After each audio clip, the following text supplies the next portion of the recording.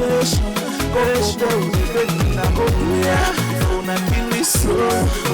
me right beside and maybe that they go better. Everybody say na na na.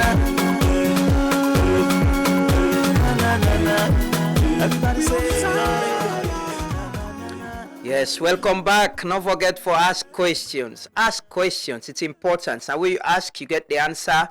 You know, you go understand what's in the happen. Be empowered and get consciousness and awareness and know what's in the happen to government. So let's say you know care constitution, not a thing where then they review every other term or amend or whatever.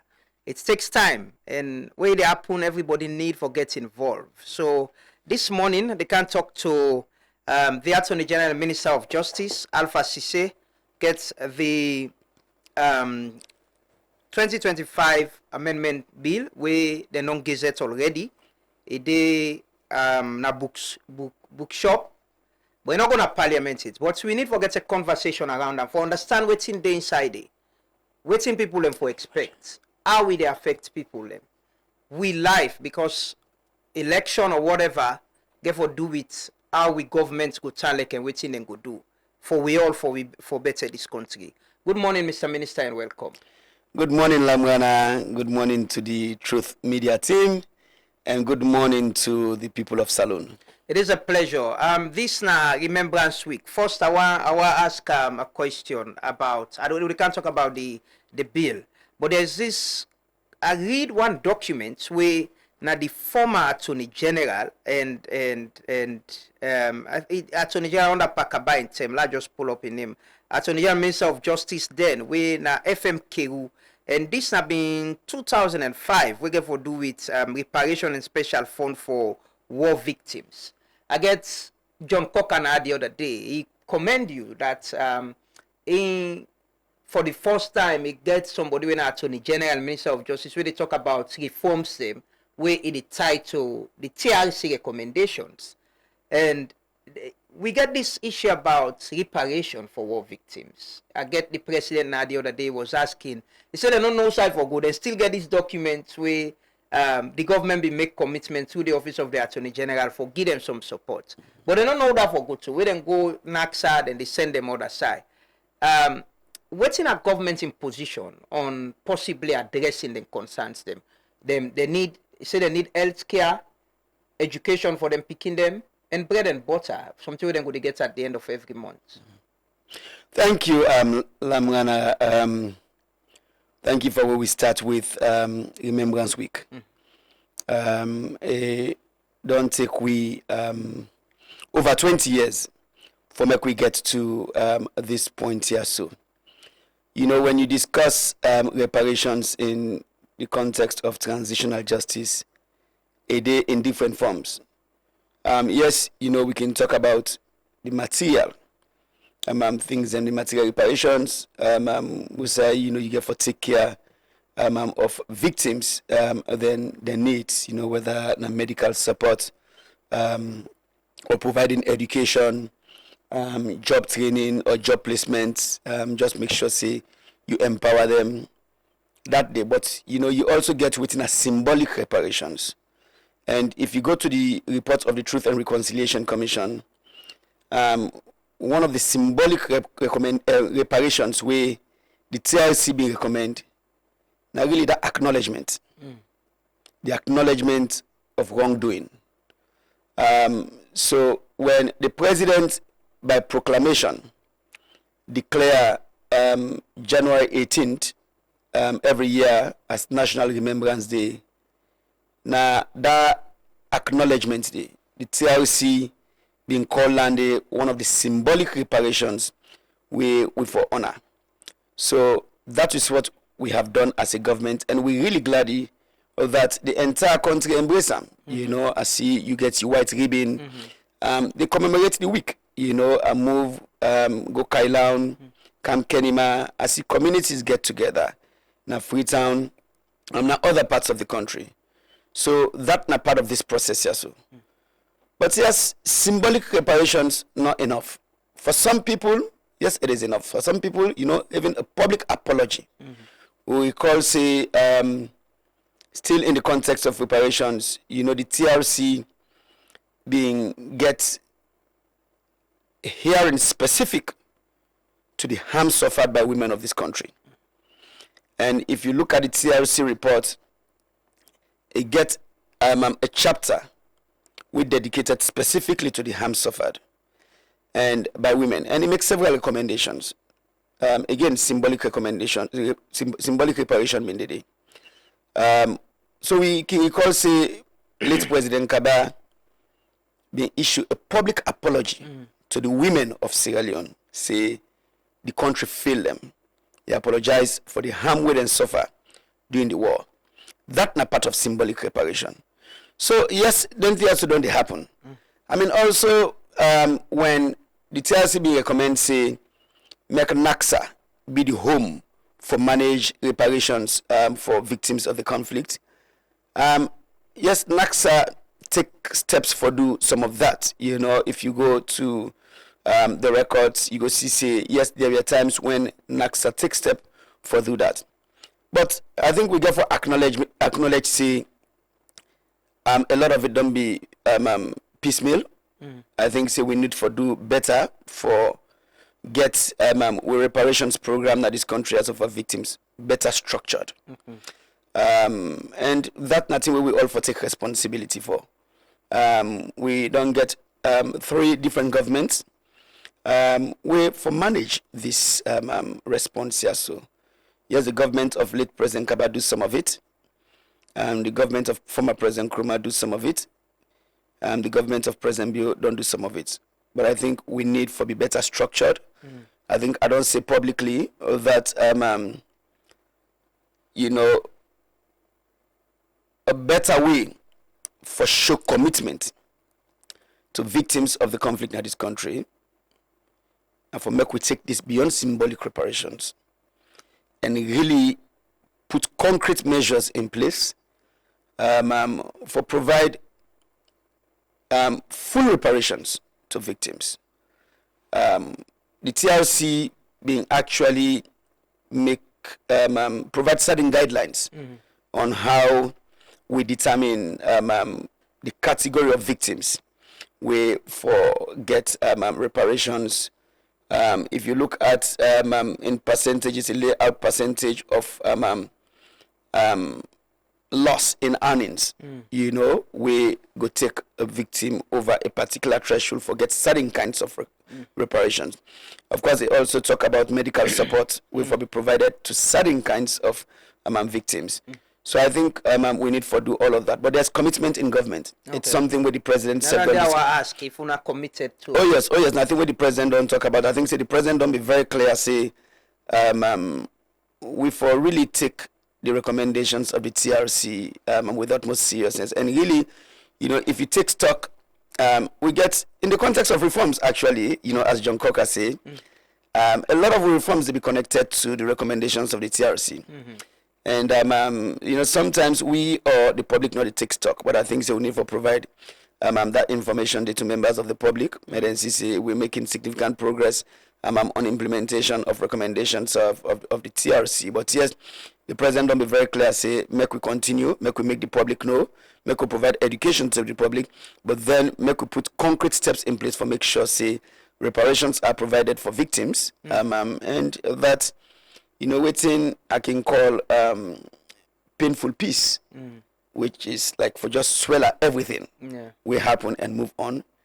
That not going to be the case in this country. Inshallah. And I think we need for commend government, the president, and on all and the Ministry of Information and Civic Education, you know, for reignite this conversation around the war. Me attend the program with journalists.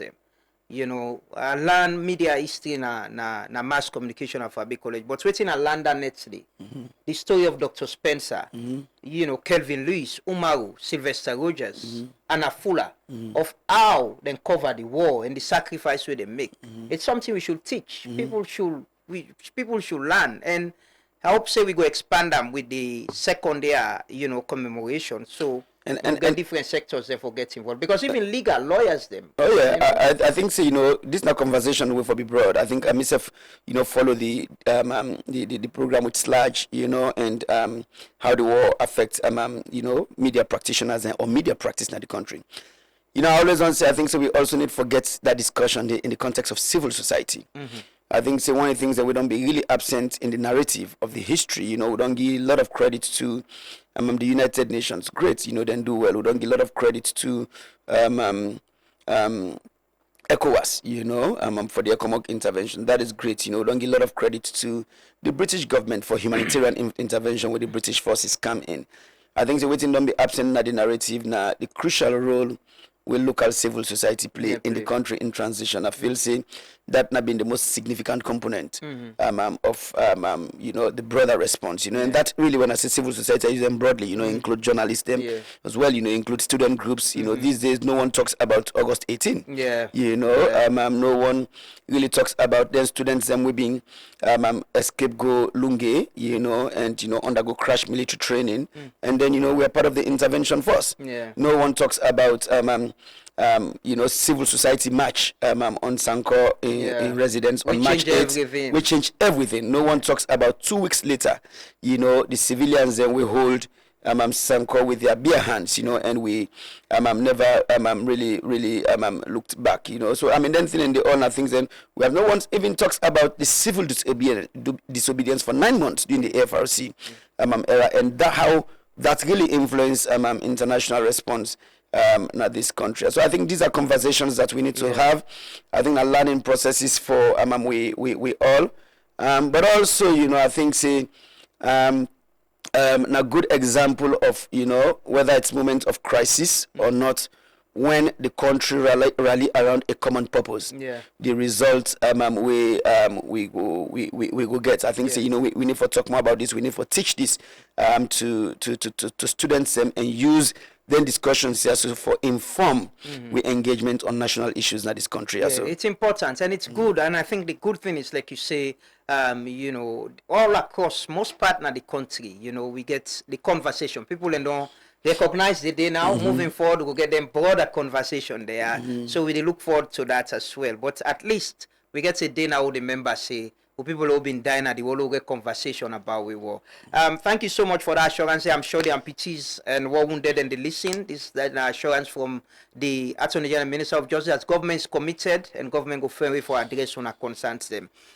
Mr. Minister, let's talk about the bill. A bill entitled the Constitution of Sierra Leone Amendment Act 2025, being an act to amend the Constitution of Sierra Leone 1991, Act number 6 of 1991, and to provide for other related matters. Waiting informed this bill? Why we they get something like this at this time? Thank you, Lama. So several things inform this bill. I want to start by noting say we elections or electoral processes in this country don't get the fair share of challenges, and it gets to a point where the president, and I can always like for say, first time when the president appoint me as Deputy Minister of Justice, it's not the first conversation where we get. See, I want for make we reform we electoral architecture. Anyway, we go work for everybody and make we able get acceptance, because President's intent was in 2007, SLPP complained about the outcome of the elections. Is it in 2012, INSEF complained. In 2018, APC complained. 2023, we get the same thing. So it probably points to the fact that there are issues with the electoral system, and so make a reform. So that now one thing will influence some of the reforms also. But then the point that there's a broader journey where this country don't work. Yes, we discuss this in the context of the tripartite process. Yes, so first, you make acknowledge the tripartite process influences significantly a lot of the proposals in here, now recommendations from the tripartite process. But before tripartite, there was a constitutional review process. We also make a lot of proposals or recommendations. We touch on elections in this country. So I like for, go back to the constitutional review process, because make people understand, say, this not to government just sit down and say we want for change constitution. The constitutional review process now an example of continuity in government.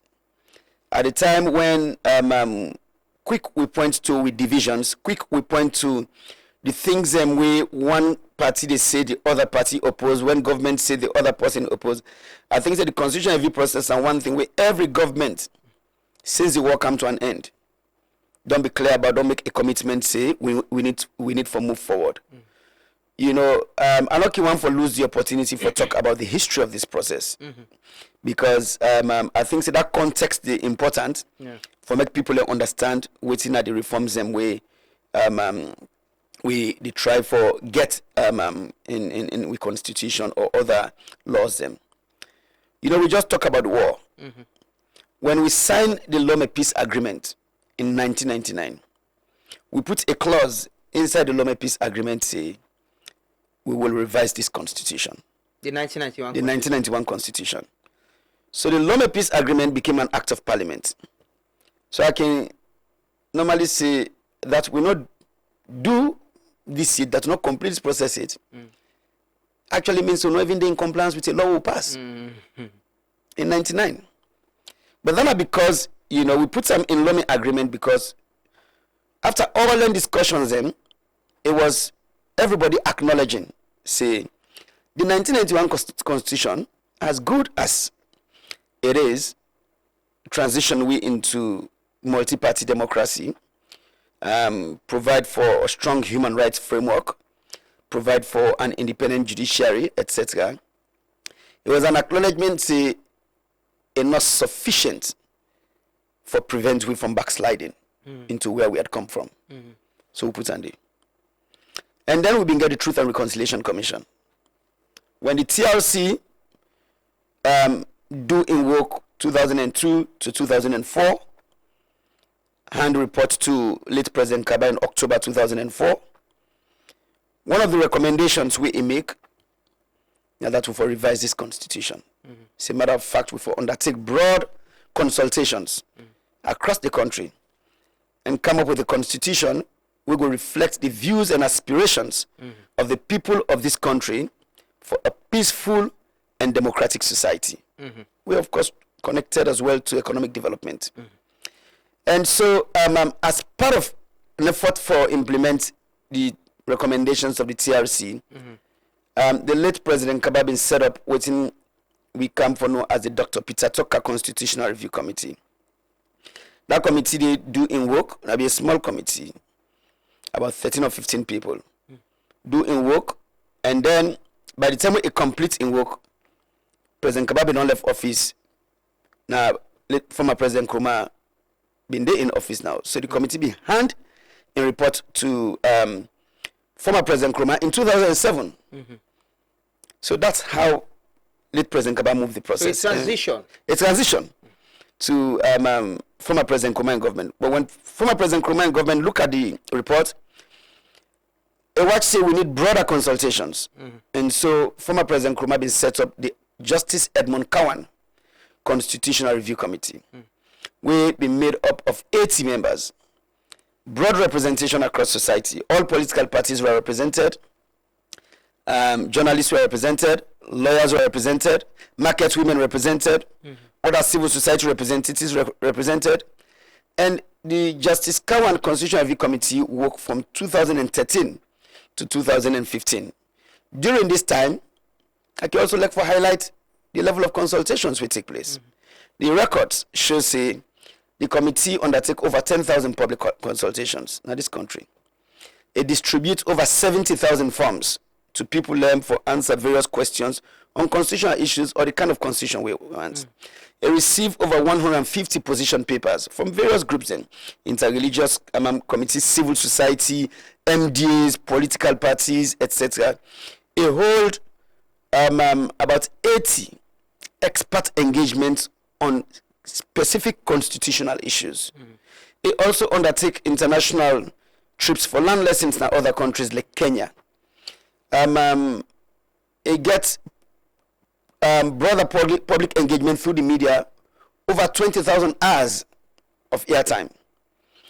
Set up a website we receive over 40,000, about 960 website visitors. That's the level of engagement. And then submit report to former President Nkrumah. In 2017, we really lay out within we new constitution for look like. So we call say government of President Nkrumah former President Nkrumah issue the 2017 white paper, in which he accepts some of the recommendations and then rejects some. And then we begin get transition in 2018. In 2018, President Buchanan office and make a commitment say this process don't go on for too long. Let's take it to completion. But it's a need no day for start again. The work way need for consult again. No, it's the work way the Cowan committee do during former President Nkrumah in time being really good, and so make we take that process to completion. So I walk people them through this journey for make we know say this is not a new creation. This is a process we don't go on for several years, and then now this is a part of an effort for take the process to completion. So you see, say every government since the war come to an end, don't move this process. So I think say on this we agree. Say we all agree. Say need day for change this constitution. That now within every government don't try for do. So that process been there. We will try for take to completion. Remember, I said there was a white paper. We the government of President Bio issue as well, the 2022 white paper. So that process it make a lot of recommendations for amendments or reform or review of certain areas we get for the constitution. For example, it make recommendation for make we get a fixed date for election. It make recommendation say this country for transition permanently to the proportional representation system. It make recommendation say yes, we for move away from the 55% threshold, so we avoid runoffs in this country also. Make several other recommendations then. And then whilst we work on this, then the tripartite process come. We also make a lot of recommendations. I've been say when me serve on the tripartite committee, I remember say one task in fact with them give me now for prepare a guidance note for see how the current recommendations we touch on elections align with some of the proposals who already been put on the table. So we get a matrix. We lay out within tripartite say, within Cowan say. I also want to emphasize to Fambul and say the tripartite process we make the recommendations here, so it not come for undo existing government reform initiatives. It come for complement the initiatives and so it not come for undo the broader constitutional review process, now for complement them. So when the tripartite report make recommendations for constitutional amendments, we say make feed these into the recommendations will be don't come from the Cowan committee we reflected in the government white paper. And when we do that, we see plenty of them align. For example, tripartite say we forget fixed date for election. The Cowan committee self say the same. Cowan committee and white paper say we for move away from 55% threshold. Tripartite process say the same thing, right? So you get several of them where the two processes align. So we don't put all of those together. So why some of the recommendations that the tripartites make not the part of this? Some of the recommendations that we get for do with elections, say like electoral system dialogue, petition timeline, some of the recommendations. Well, the petition timeline the inside, it didn't have this bill. So I will tell some people and say, wait I get for do 1 end days here. I get for take this bill. I take green paper. I take I take green pen and take red pen, not for reflect the colors of the two parties, but just because colors we can use after blue ink and black ink, etc. I the mark in one color all the proposals will come from the tripartite process. I mark in another color all the proposals will come from the broader constitutional review process. Alliance on Jama make people and see the proposals with the inside so not to make creation, not to government in creation. These are proposals we come from then two processes here, so now then they inside and then form this document. now then form this document here. So every proposal. Now, of course, I also don't say very publicly that one or two proposals say we you go say government modify. I don't think we should run away from that. In discussions with people who don't in the governance space, I tell them every government, when you get recommendations like this, whether it's from constitutional review or a commission of inquiry or just an investigating report, government will issue a white paper, similar to even the TRC report. Government will issue a white paper. In that white paper, government can do three things. One, it can accept some of the recommendations. Two, it can reject some of the recommendations. Three, it can accept some but with modification. That now we to see TRC report, then we to see the 2017 white paper under APC, then we to see with the 2020 white paper under the SLPP government. And so, yes, I would say one or two things don't be tweaked, and I'm ready for take responsibility and explain them things. And they align with the recommendation, them the tripartite recommendations. Of course, they align, but then with slight modifications. What are some of them? They want and dinner. For example, people will ask questions about the threshold for make somebody be declared a winner in a presidential election, right? We say for move away from the 55% threshold, right, and be like other countries in the region. But now the point is, when we discuss this on the tripartite committee, we also say, we agree, say there's a need for keep this country together. Yes, we acknowledge, say the country don't become polarized, but we need for do a young part for bring the country together. So we add another layer, which is that for make somebody be declared president, yes, you get 50 plus 1. But the committee recommends, say, if you also get a minimum threshold of 25%, now at least half of the voting districts. What does that mean?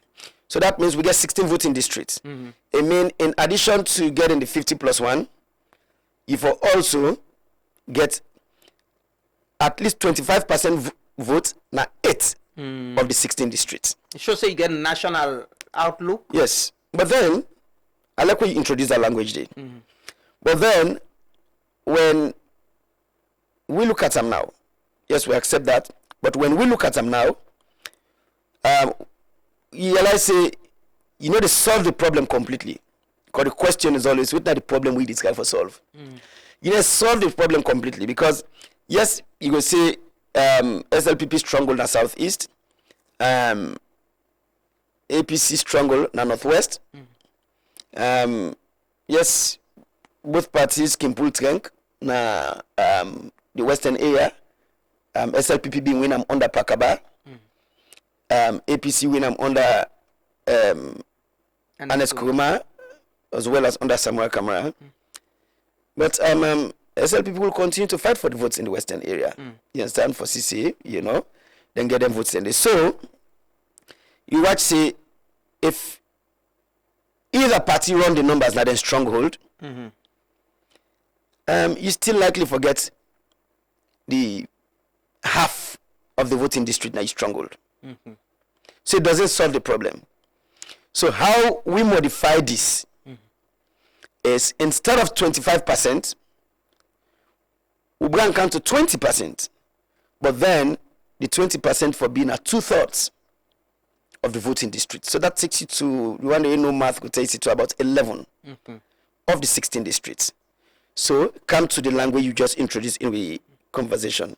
Say, you get a president, we get a national appeal. So that encourage political parties forget national agendas. That encourage political parties forget candidates them. We get national appeal, we go beyond the traditional struggle. We could be sure say, yes, voters beyond your struggle put a bet on you. say now this policy also. But is that not why also the reform they talk about the PR, being the electoral system will they move on? One of the conversation where the president say we forget now, bringing the PR system into the executive of government. Is that not already why we get the PR for show a national outlook? Usai, you go get SLPP in the northwest, you go get APC in the southeast. You get members of parliament where they represent them. Of course, it's all about inclusive governance, right? You get an inclusive government. I think the last time I've been there, I've been say this. If I could discuss the president in comment in the context of getting inclusive government. And this and country, is it not that what the PR system is about? But of course, right? But the point, let us say, we're proposing the PR system. First, of course, we're proposing the PR system for the legislature, parliamentary elections. We don't put it here, and I will explain as well if I get a chance to do that. The president said, let's have a genuine dialogue, right, about taking the PR system beyond the legislature, and bringing it into the executive branch of government. But it also add in the paragraph will follow that in a statement. They talk about a government will reflect the gender dynamics of this country, the regional dynamics of this country also. So we get a country where everybody feels everybody believes then a part of the national agenda. But I think it's also important that that be seen in the leadership of the country where they drive this process. That be seen in the president or the presidency. Yes, and where they drive all of the reforms here. So now that we could see when people get in to the voting booth, men are able to place a bet on the person where they want to look at as a national figure. So is this PR in the presidency? Say you forget 20% from the statistics where you show 11 or so voting districts or 8 or whatever. Is it the PR in the presidency? Say you forget a national appeal, even for the presidency, for cuts across a cohesive government. Well, yeah, I mean the point like the last part says I'm not calling it PR in the presidency. But yes, waiting we want that information. You proof say you get a national appeal. One for make a candidate proof say it gets a national appeal. It gets an appeal beyond just your own traditional stronghold. That is exactly right. That's not the elections, and we see who say political party. Then clearly they say we get you are not on a stronghold again. We get votes now. Yeah, we get vote na the north. SLPP go boastfully say that na Cambia na Koinadugu and other parts. APC go say yeah Pujeung. Kailaun, we get seats in there, we get with people in there as well, and it shows in the elections. So when you do constitution, they do them just for the next election. You do constitution for something where they outlive me or you. You understand? You do constitution for cement, even the gains we make in practice. We don't want to make some of them think so be left just to the will of individuals or if a good person become president. We want to make them think so the effort for keep this country together, make it be cemented in law. We see not the ground norm, we not the national constitution of the country. So make we know say this is something that we get for live by. So not for 2028 now or the election we go follow, but make we not get a situation that this country will say somebody or party will just able manipulate the numbers that in stronghold decide say are able run victory, not just decide them we me supporters and they decide we are care about or decide we care about me. We want to prevent that. So yes, we want a constitution where they stand the test of time, a constitution where go actually protect the investments where we make today. We not for keep this country also together. So this constitution they propose, the bill, they propose say you for be president in the next election, if it become law in 2028 election, you forget 20% of a minimum 20%. A minimum of 20%. Now at least it's two-thirds. Yeah, we're gonna be 11. We're gonna be 11. Yes, of the voting district across the country. Across the country. There is another thing what I ask. This bill, is it just for the 1991 constitution on elections, or it cover other areas? No. So this bill specifically now on elections. So basically, what we don't try for doing, like I say, the tripartite process will feed them into the broader constitutional review process. And so we say we take this process to completion. But then that is going to take time, right? We get for take into a referendum, right? Forget a new constitution. But then when it comes to elections are kind of sensitive for everybody. And in the tripartite report, we make a commitment saying some of them reforms here, so we don't undertake them by a specific time. And so we want to keep up to that commitment today.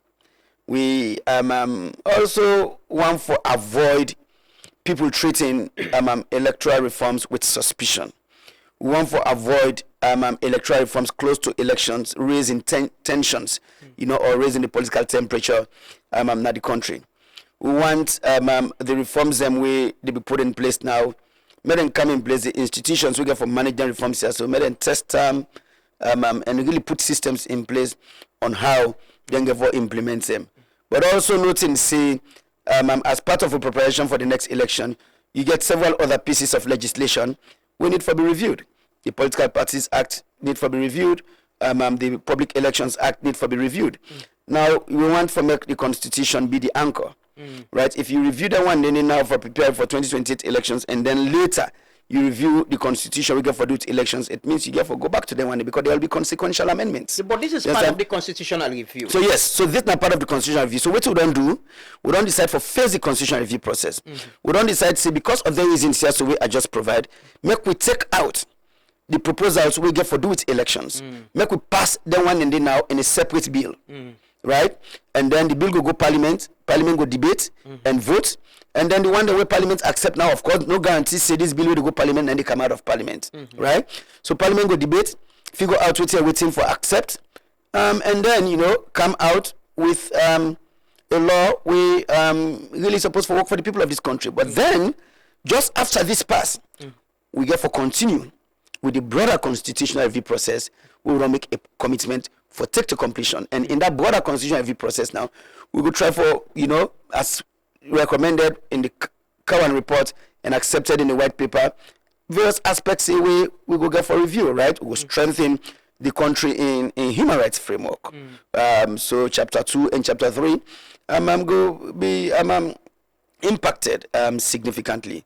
We go touch on the sections we get for do with strengthening the judiciary. For Sesay, we judiciary become more independent. We strengthen the reach of the judiciary for make able respond to the needs of the people in this country. We go introduce other things in the constitution for the first time. Go acknowledge alternative dispute resolution. As a judicial mechanism, as a justice delivery mechanism. We go also get several new chapters in the constitution. There'll be a new chapter on citizenship. There'll be a standalone chapter. There'll be a new chapter on local government because we feel and as current report recommend, need for strengthen decentralization. Now this country also need for remove some of the power of the executive branch and really put them into local government in this country also. We will get a new chapter on public service in this country. We'll get a new chapter on national security. We'll get a new chapter on land governance and the environment. These will be new chapters, and in addition to all other sections we go review, we believe the nature and character of the 1991 constitution go don't change so much that we will call this a new and improved constitution. So the common Constitutional Review Commission also recommend for referendum on certain sensitive issues. Yes. And election issues, the sensitive issues. On this bill, we get anything we get to do with referendum, something we I see independent candidate, a proposal on that, and also the committee on elections as well. Anything they we get for go to referendum. No. So that was also don't put inside also. non-entrenched provisions in the Constitution. And, as we go note in the Constitution, for non-entrenched provisions, when you want to amend them, you get for just, get the bill, gazette, there's a procedure, and then, of course, get them through a 2/3 majority vote Parliament. For entrenched provisions, when you want for amend entrenched provisions, the Constitution also very clear, Section 108, say you get for take them to referendum after Parliament don't vote on the bill. So after Parliament vote on the bill, you'll have to take that to referendum. But here is where we stand on this. Several entrenched provisions will be impacted. It's more than 20 entrenched provisions will be impacted, right? I can say just, Chapter 3 of the Constitution, we're at the human rights section inside the Constitution. There are things that we go touch, right? We don't say publicly, we will draft a new Section 27. We get for do with discrimination, right? And close in the gaps in. We don't say we will add a new clause to Section 29. We get for the state of public emergency. We will say during the state of public emergency, there should be no derogation when it comes to the right to life or the right to be free from torture. We don't say because we don't abolish the death penalty in the 2022 Abolition Act, we go remove that clause in Section 16. We talk about somebody everybody get right to life, but in cases we say in the execution of a lawful judgment of the court, if they sentence somebody to death, then it not going be a violation of that. So we remove that clause, but also certain other things the way we don't call socio-economic rights in the past within Chapter 2 of we Constitution. We will move them into the human rights section and make them a broader bill of rights, right to education, right to healthcare, that one, and they all go be moved. So then when they are entrenched provisions, right? So you don't impact. How do you take that into a referendum? It's a challenging process, right? How do you list these, as individual questions? It will be challenging, especially for the voting populace we get.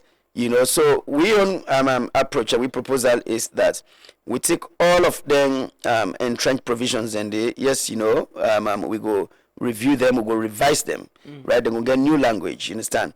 And then noting say the Constitution go through such significant changes as I say after this process, the nature and character go down change so much that we'll get a new Constitution, and the Constitution also very clear say if you want to get a new Constitution, you take them to a referendum, similar to what may happen when the country transitioned from the 1978 one-party Constitution to 1991 a multi-party Constitution. So we'll take a single question referendum to the yes or no. Yes or no to registered voters. That's what we'll do. I also want to add say we don't develop a very ambitious and robust public education program where we do work with the Ministry of Information and Civic Education. We do work with civil society actors for make sure we provide information or education and every provision we they be impacted in this review process here to the public. So one ensures there's public understanding, then we bring the public along. And so by the time where the public they really go into a referendum for vote yes or no, the public will don't get a clear understanding of the provisions where they inside this new and improved Constitution. Yeah. So what's clear is this amendment bill of the 1991 Constitution specifically is about elections. Election-related matters. It's election-related matters. The appointments of commissioners of the Electoral Commission. Other almost percentage you forget for win an election. Yes. And also independent candidates. Yes. For allow people and for contest as independent candidates. Exactly. The removal of the vice president as well. Yeah. As C&D. But what's in our ask? The thing is after this, we're gonna have another constitutional amendment. We get we go parliament, we go lead with a referendum. Yes. And then one and they get for do with human rights issues. The broader Constitution. Okay. That process we don't start from the Cowan. We don't take from the Cowan we report. are reviewing the 1991 Constitution twice. We're reviewing. We will say we will review the entire 1991 Constitution. But then for now, because of all the reasons that I explained earlier, we are amending part of the 1991 Constitution for address the gaps in the electoral architecture or for make improvements to the electoral architecture. And then we continue with the broader constitutional review process, we know the journey we done the work for over 20 years. Right? So Where they lead with to a where referendum. they lead with to a referendum. That is what we're doing. So that process is ongoing. What's This- in the timeline? So in terms of the timeline, two things we go influence this, right? We don't be very clear. Say we're gonna provide a very public calendar. All right, we're going to make public a detailed calendar on the constitutional review process. But then, because of discussions with we colleagues in the political space, the APC, other political parties, let me just say all 17 political parties, discussions with the electoral management bodies, and discussions with we development partners, we say, let's get this out of the way. Because we get this out of the way, it also get for inform the calendar going forward. So we don't say, the plan was for publish the detailed calendar around now, but we don't advise we say, if you put out a calendar now, this process might alter it. So I think, say, let's lay this bill in Parliament, more get Parliament for debate, take a vote, and then we come out with an amendment act to the 1991 Constitution. So the timing of this also gets implications on the timing for the broader process. How much should able get buy-in? I get the National Publicity Secretary of the Opposition Naya before you come in. I see you meet with members of the opposition as well in your office, and I get the mayor Naya as well within the tripartite committee. We raise some concerns, they say they get concerns as well. What's in the buy-in of this? Like election are very critical issues for political parties, especially if in opposition. What's in the buy-in of the review, the amendments of this part of the Constitution? So first, I get for not say, when I highlight the aspects we come from the tripartite process, people gonna say, this not a government creation, and of course the parts will come from the Cowan report. So one problem we don't get for deal with throughout this process. Internal party outreach don't be a problem. I feel say when we engage with them processes here, so we also get for make with party members they know say we take ownership of the proposals with the inside. For example, if like when my brother say then get concerns about the proposal for make independent candidates run for election, that's an example. Because if internal party outreach they take place, we APC family, or make us say we brothers and sisters na the APC, we have been part of the tripartite process, go able to tell the leadership and membership say this is a proposal that we pushed for as representatives of our party. So the APC push for the independent candidate? So here's what I don't get for do. When it comes to the tripartite report, I don't decide say I know they talk about would I push for this, would I not push for this. Because the tripartite report now being APC. But usually you red and green pen for highlights would I push waiting which recommendation they will say and which recommendation they will say. Well, I mean not I mean on that I would do them for this bill. Yeah. But on that on the tripartite report I know put color as to which party recommend this, whether not APC or government. I say when it comes to the tripartite report, na collective responsibility. Okay. I think it remarkable that when you look at this country in history, right, 11 years civil war, and then more than 20 years later, we get 5 elections. 2 of those elections lead to transfer of power to the opposition, and then yes, we continue to get disagreement, but when we get the disagreement, we not go back to what may happen more than 20 years ago. We sit down around the table, and when we sit down around the table, 2 parties, we don't be at each other's throat, I go say, in this political space for the longest time, able agree on 80 recommendations. That's a good example for the continent. The independent candidates. So recommendation. That's one of the things that we agree on. The provision or the proposal for make independent candidates run for election. Now, one of the things that we agree on, now the tripartite committee, both parties agreed. And it as one of the proposals. That is why it is here. I don't talk with people inside me own government and me own party. We not like that provision there. Just like I'm a border CDA say just now. But I tell them, say, this is something both parties agree to. Now, of course, when you say bring other people along buying, there are other political parties, because this political space not only about SLPP and APC. There are other political parties we're supposed to be part of this process, and we don't try to bring them come along. When I talk about proposals, we take step for modify. That are one of the things that we take step for modify the proposal for make independent candidates able run. And what we take steps for make slight modifications or amendments in. Now exactly for respond to what my brother CDA Tunis say na yaso. Say it go open the floodgates. You can get 200 independent candidates, etc. That is why we don't add language. Say if somebody they run as independent candidate, yes, it get for be somebody we're not a member of political party, and then the person also get for demonstrate strong financial and community support as prescribed by law. So what we want now for make parliament, make we all get this discussion.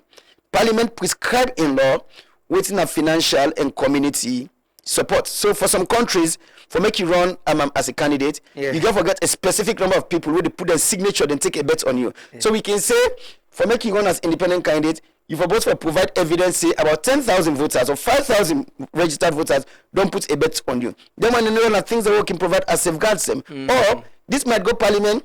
We all elected representatives say, we don't want independent candidates, then they remove them. But we don't do your own part. We don't count waiting. The tripartite report recommend, and we don't put another bill just for make sure say we're not hiding anything. Yeah. The thing is, with the independent candidates, the strong financial issues and community support, why would I not extend that to political parties as well? Say, political parties need for sure, political parties then the way they contest elections. We don't get this conversation, say, then can come after the election and don't lose. You understand? Well, there's the issue of registration as well. So I come to the registration. The point is, Lama. So first, if you go to the Political Parties Act, it's very clear about the kind of strength with political parties and for sure. In terms of membership, the presence with them for the official side across the country. Yeah. That would be a very serious challenge. That is the point. It's not a proposal that I particularly like, because I feel say it shrink the space. I feel say political parties, for able function, even if they want to concentrate in a particular region for protect the interests of that particular region or that demographic day. Whether they say they interest in persons with disability, whether they say they interest in environmental issues, etc. Therefore able. So when we put all of the requirements and it becomes burdensome on them. But that is the law, right? But the other thing we'll get for note is, when people say, political parties, they disappear just after elections, that's really not the case. Because the point is, because we get a system, we're dominated by two giants, right? The SLPP and the APC.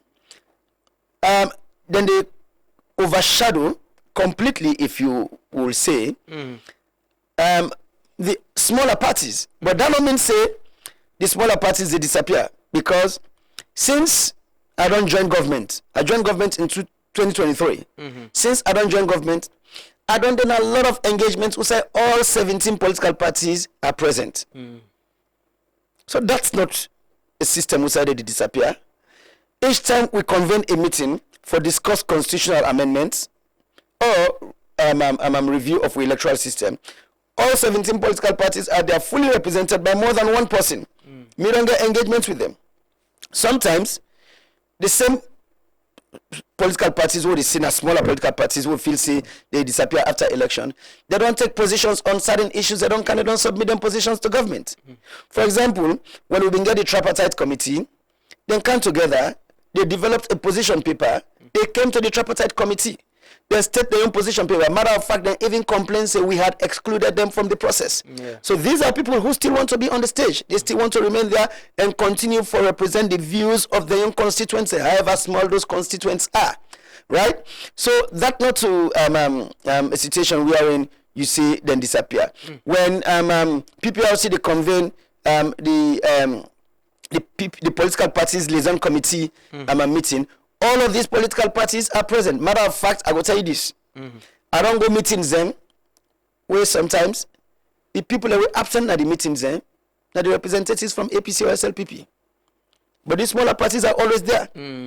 So they not disappear. So I think say we need to make sure say we get a space who say then they participate more. And that brings me to the recommendation on the registering political parties. Yeah, so what's in the recommendation on that? So the recommendation from the tripartite process, one of course there's a concern similar to by members of the committee, similar to what you don't raise.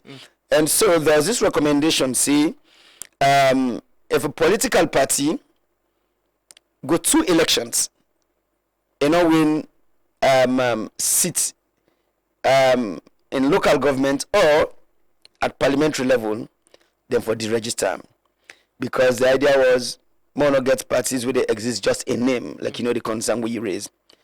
But really, so we put them now, so because we want to say we are not hiding anything. And again, it comes to the point we are being raised earlier saying, if you look at this bill, not just we own creation, we have drafted. But all waiting the inside now waiting come out of tripartite process or waiting come out of the Kawan process. So that is why even that that proposal is here. But government has a position on that proposal. What is that government position? Government position is there because we agreed on it, but it is not a position that we support as government.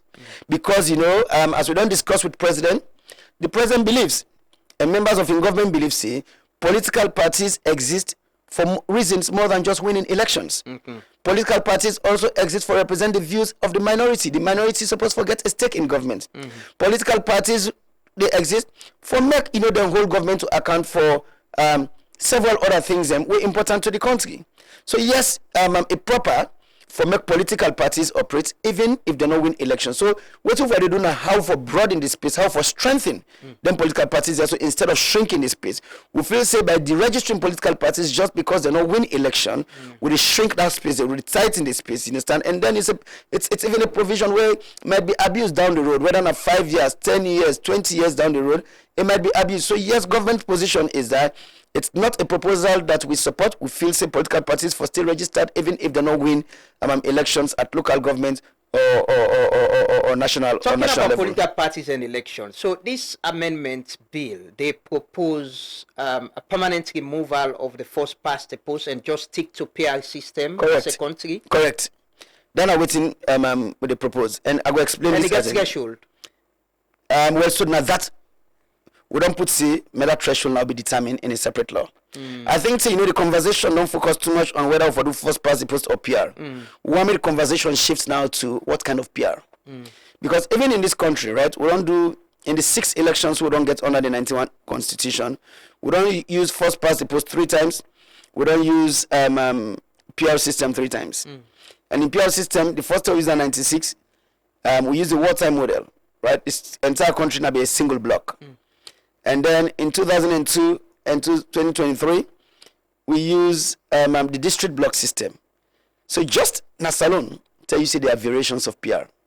So sometimes when you discuss PR, people feel say, I just one formula. No. Majority of the world's democracies, they practice some form of PR. And as I don't say publicly, in a lot of the countries, we say people, and the data shows that people are happy with the electoral system, with the governance system, with the democracy, now countries, then we get PR over first past the post. So we don't consider all of those. But then we also consider other processes. We consider, say, the Kawan Constitutional Review Committee, when it do all the consultations from 2013 to 2017, one of the recommendations then we make, now that this country for transition permanently to the PR system. That and government accept that in the white paper. And then I also say, look, I get before me a document where the National Women's Conference submit after the Kawan report, we say, then prepare within we call the Women's Manifesto. And in the Women's Manifesto, they lay out 16 key things we then feel is important to women, we government for include in the Constitution. One of them things then we then recommend, they say for ensure peace and cohesion in this country. Because of course they know say when violence day in elections, it affects women the more. Yeah. So for ensure peace and cohesion in the country, they see the proportional representation system for be entrenched in the Constitution. So broad appeal been there. Of course, a lot of things don't happen since then. That is why we need to have a discussion about what kind of PR. Now some people say also the conversation is about what kind of PR and not whether we want proportional representation or first past the post. That is what this is proposing, right? Yes, just PR. So you are glad we seen a proposal. Listen to by force. It go to government. It go to parliament. Yeah, but first past the post now, did it? No, so so basically, waiting when they take to parliament is that we propose we transition to PR because government supports that. There are a lot of reasons why PR better for this country. I don't explain them one in day. But also you add consultations. Yeah. So that people and believe say no. Let's still get. And at the council that. So Yeah. the point is that I say those are existing processes, and I go back to what I've been saying earlier. Processes and we come later. For example, the tripartite process, not come for override or for undo the broader constitutional review process, and come for complement them. And in the tripartite process, I can say the mistake where the tripartite committee make, and this now both government representatives and the APC. We not recommend one model. Tripartite not recommend say make the country do PR or make the country do first past the post. Tripartite recommend say let's have a national dialogue yeah.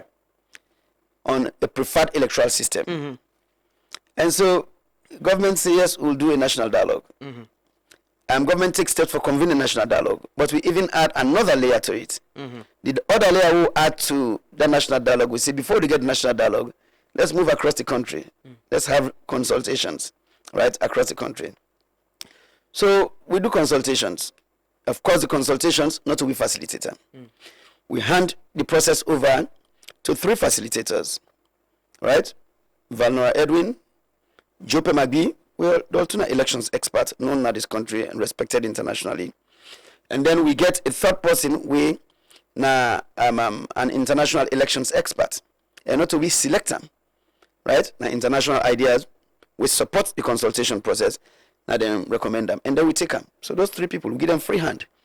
They move across the country, get regional consultations, and then close them with a national dialogue. And then submit a report. Submit the report to me as Attorney General. When I receive the report, as part of transparency, we decide as government say we share with all stakeholders. The steering committee, we get oversight over the implementation of the tripartite report, share and they. Political party leadership within APC, development partners, we share. And if you look at that report, I'll share a summary with you and the full report itself. But if you look at the report no, really, after them consultations, then the report not recommend one system over the other. The report not come back and tell we say this country has to prefer first past the post, or this country has to prefer the PR system. The report say some people, without stating the percentage, prefer first past the post and state the reason. Some people, without stating the percentage, prefer the PR system and state the reason and say, but if we do PR system, make we reduce the threshold. Some people, without stating the percentage, say, let's have a hybrid system. So we don't take that report. So at some point, government, what make they elect government for make it function? Government has to take a position. Government has to drive a reform, the reform process. So when we take waiting come from the Kawan report, we take waiting come from the National Women's Conference in the Women's Manifesto.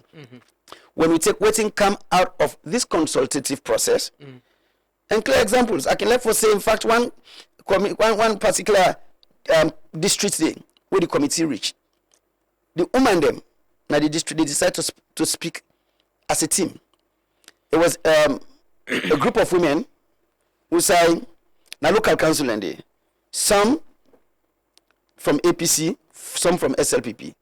They spoke as a team. They don't make say one person go talk for it and kind of take the stage as a team. They say we SLPP and APC women in this council. Na PR na me could and because we know say na PR me could when we ready with the hang heads for waiting good for we councils, we take a position. Yes, and we agree with each other. We come, we drive that particular policy day, we go implement and we cancel. That's a good example for Amplify. So when we look at all the issues, and the government decides say it will propose waiting really reflective of the broader views. Yeah, but the broader views where you say with the consultation we now all recently, it not give percentage of who that wants PR or who that wants first past the post. Why not put that to the people's representatives, the members of parliament? That is what we've done. But you've put PR. That is what the government. You know, take a bill to parliament without a position. You know, take a bill to parliament and go tell parliament, say, okay, we now decide whether first past the post or PR. So why not have a hybrid where possibly go get both sides so that now the conversation we want get. Right? So we don't say what we don't put inside here now that elections go be done through proportional representation, but don't add say the specific type of PR, including the method of nomination, the method of election, make that be prescribed in a separate law by Parliament. It might be so someone put on a Public Elections Act, or might say make we get a stand-alone legislation. So that discussion now can take whether yes that PRD for include some hybrid elements. Whether that PRD, some people don't complain say they not feel like say they get a say in who that they represent them. In some countries, we get PR before they even prepare the list. They run open primaries. The voters at the constituency or district level or the regional level, now then they determine who gets on the list. Is that what we want to do? That's the discussion we want to get. In some other countries, the list they come, but now open list system. What we don't get now this country, now closed list system. You take the party can prepare a list. But in other countries, you get an open list. So when voters go, they actually see the names where they on the list, then they select the name they want. And then when the electoral commission counts, now based on the percentage with the voters, we the percentage of votes, now they determine how they allocate the seats to the party. Those are all methods. So what we want, now for make we say, yes, let's close this discussion.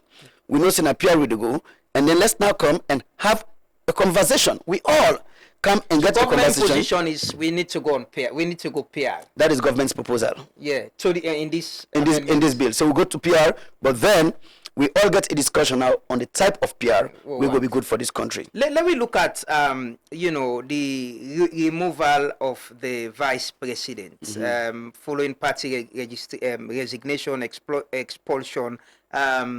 This been the part of the process where you don't talk about the Peter Tucker, the Cowan, the tripartite. Is it part of or a government position? Because the whole issue about the removal of the vice president can be a national conversation after the Samsumana and Esbai Kurma issue. This is not part of the recommendations of the process where you don't explain earlier how it all started? Yes, so this is one of the recommendations we can make in the current constitutional review process.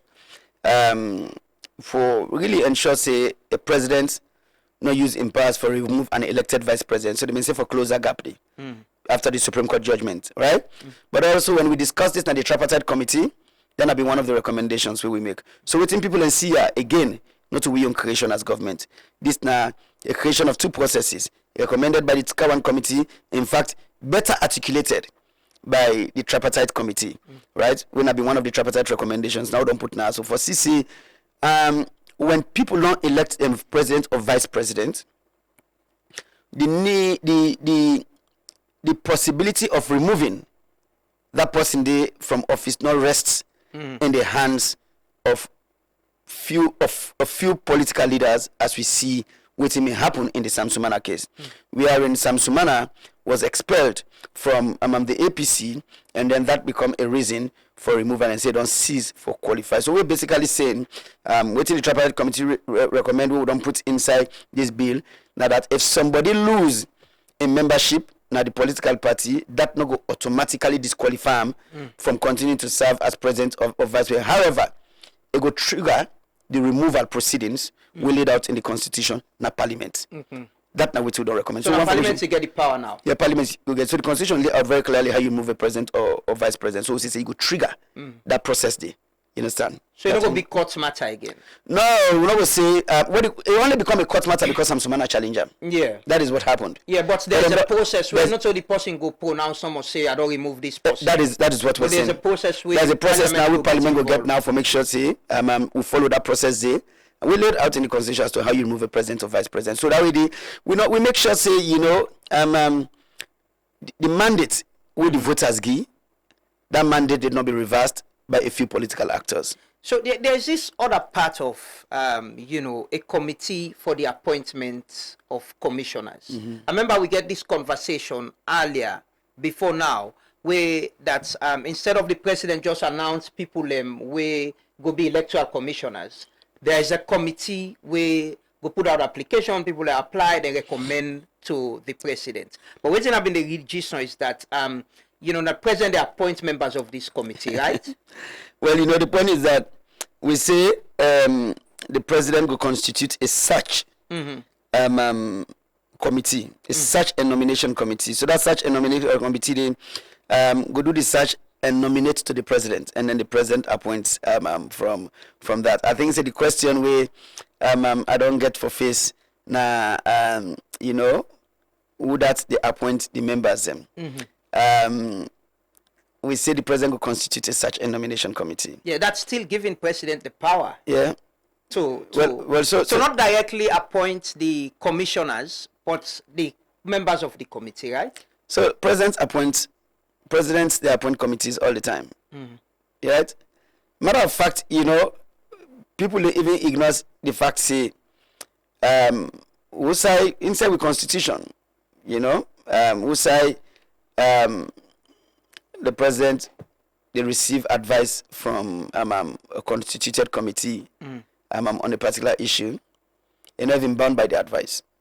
People that fail to realize that as per the constitution. The constitution say whether they go with that advice or not, not until we go take legal action against. So the president has enormous powers, but they try to reduce them powers and put some in the hands of other actors. But the point is, what we say, Nayaso, as recommended in tripartite committee, may the president constitute a search and nomination committee with representation from various groups, and also Michael Fitz say, what will they do? We're taking some powers from an elected body, the presidency, and we put some of them powers in the in the hands of unelected bodies, the interreligious community, we don't say the legal community, etc., etc. So that self will go for make sure say you understand them systems and they work so the right people they represent them groups and they.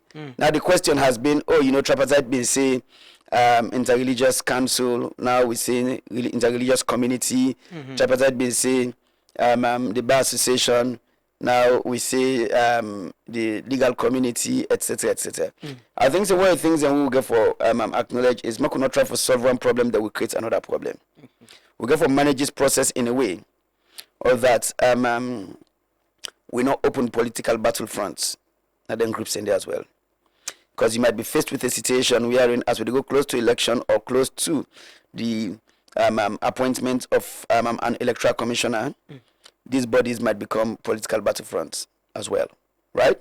And so you want a process, and we'll work with Parliament on how we strengthen this language after all consultations with various actors. For Sesay, yes, you don't want a situation where, the president they just choose whatever he wants, but it might be a situation wherein the communities or the groups might nominate individuals into the committee, When and then the politically president. influenced, Well, we go affect the process like you so the point is that how do we win in this? Yeah. Right? Because if you put them again in the hands of the groups themselves, you just raise a point, say that will be treated with suspicion. Right? Say those individuals who they nominate might be politically influenced. Or if the president asks and say, when I send 3 nominees each, make me select the people for the part of this committee. People might say again that could be influenced. At the same time, if we say make them just nominate individuals the political battlefronts will not open. So we really need a common sense conversation about this and get a system we go work for this country also. Now we get other problems we get for do with this particular proposal. For example, in discussions I don't get with political parties they complain, say we have removed them from the process. They want to be part of this process. Because the aspect of consultation. That is the point. But that has always been a confusion as well between the Udadena power and the main opposition most time about what consultation is and how to do consultation. So now that makes some people basically feel, say, I don't get people, they don't say to me, maybe a better way for going for me could define consultation in the constitution. Yes, and then we save ourselves all this headache because the constitution don't really define consultation.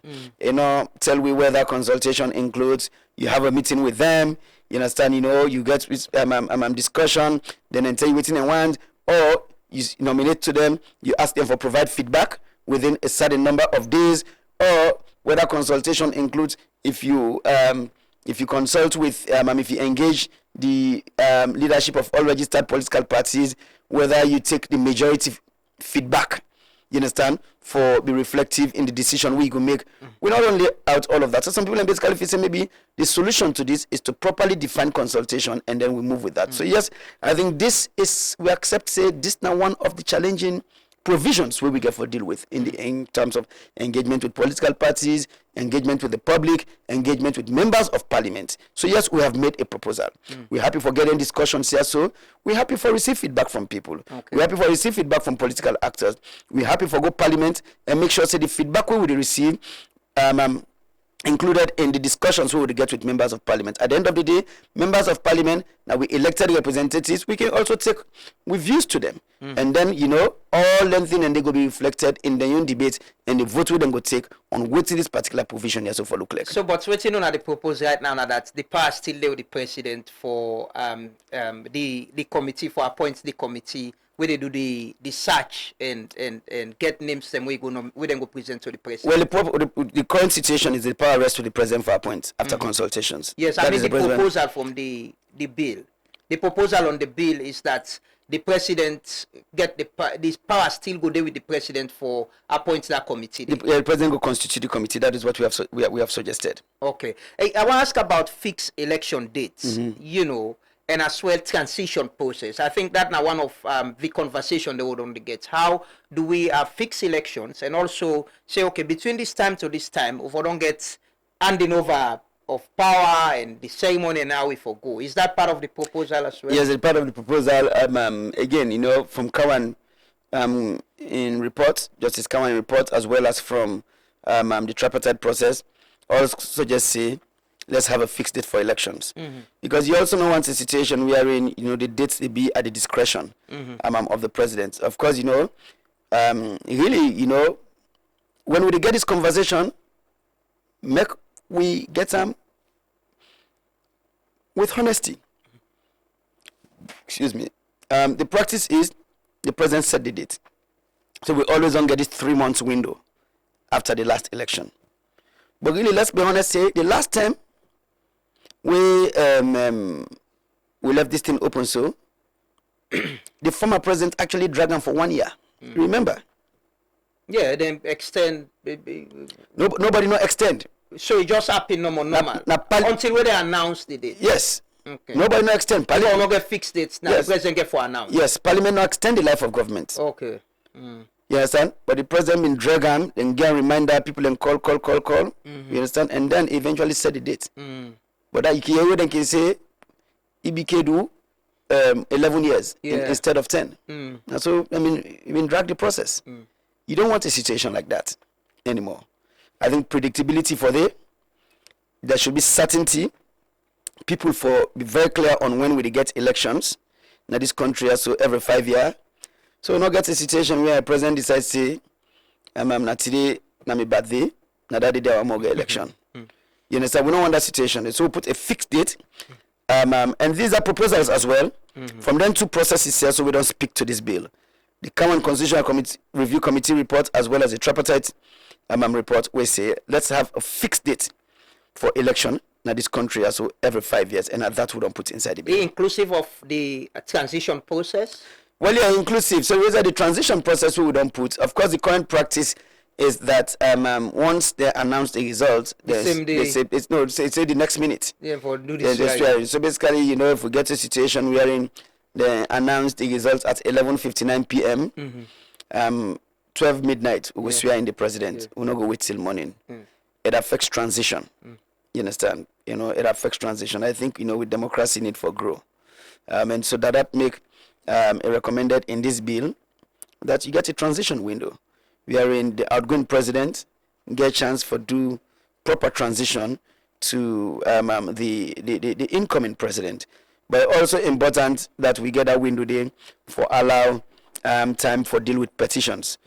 So would I ever get problem with the election results, can file a petition. Some people don't complain, say, if you don't announce president, you don't swear in, you understand? Already in authority, you understand? And so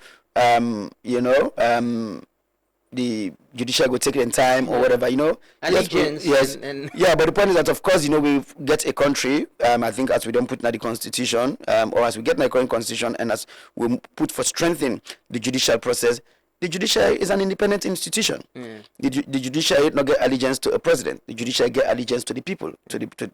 We constitute them for making we constitute the judiciary for making them deliver justice, and for making them deliver justice for the people. It's an independent arm of government, and so the judiciary also, supposed to be an institution where they put checks on government. That is why government can lost case in the court. People didn't pay attention to that. But then, we want to make sure, say, the perception where some people get say, once somebody don't become president of the judiciary get for, you get for clear up all of that. So let's have a decent window where people can file petition. 3 days. I say the proposed 3 days. Well, yeah. So the current law says 7 days. But then we say 3 days. Some people don't misunderstand them for say, we don't say 3 days is blanket. We're only saying if we go into if now an election where they go into a runoff. Take note, say when I've been saying earlier that we move from the 55% threshold. We look at the requirements so don't put for make somebody win the presidency. You reduce the chance of a runoff. You don't eliminate it completely, but you reduce that chance, right? So in an election, we will say the parties, the top 2 candidates go into a runoff. If anybody gets issues with that election result, then you get 3 days.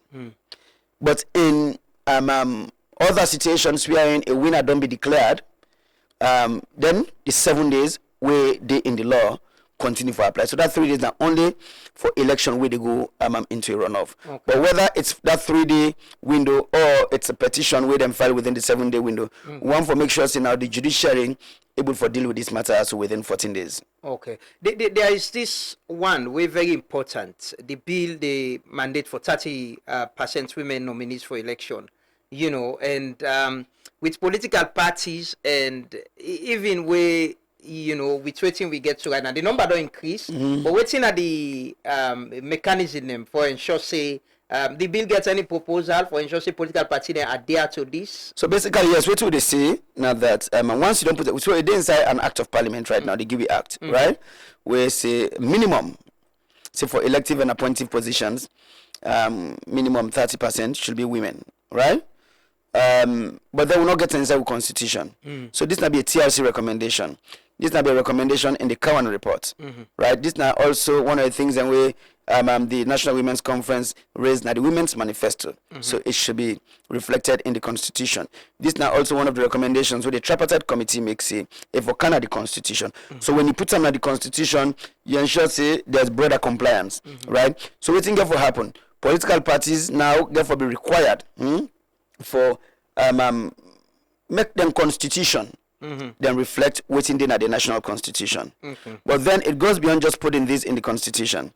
It gets to really putting mechanisms in place. So you not get a situation wherein we go into an election, but you get the risk of women not being elected, right? The last time we get an election, when we say 3 out of every 3 candidates, 1 for be woman, you realize say some parties they put woman in name number 3. Yeah. So that reduces the risk for woman in the woman then so the election. You not get for Exactly. So if you take a district, we get 4 representatives. Yeah. Right?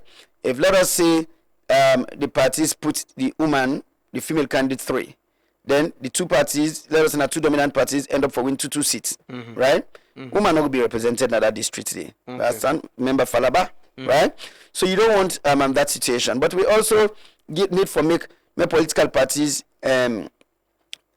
understand, say, when we say minimum, no means a number 3 woman for day. It is okay if all 3 names are women. It is okay if a political party field candidates with all in candidates now women. Yeah. Let's get used to that. Yeah. Let's accept that. You understand?